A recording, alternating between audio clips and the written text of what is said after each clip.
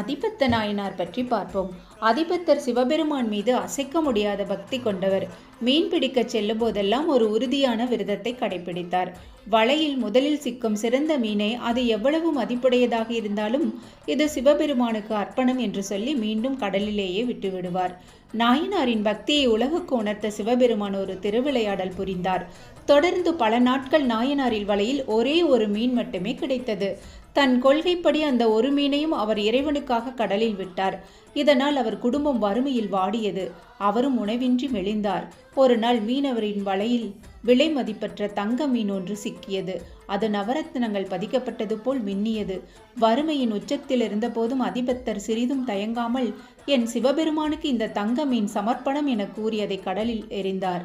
அவரின் இந்த தன்னலமற்ற பக்தியை கண்டு மகிழ்ந்த சிவபெருமான் பார்வதி தேவியுடன் ரிஷப வாகனத்தில் தோன்றி அவருக்கு காட்சி தந்து நாயன்மார்களில் ஒருவராகும் வரத்தை அளித்தார். எவ்வளவு துன்பம் வந்தாலும் நாம் கொண்ட கொள்கையிலும் இறை பக்தியிலும் உறுதியாக இருக்க வேண்டும் என்பது அதிபத்தரின் வரலாறு உணர்த்துகிறது.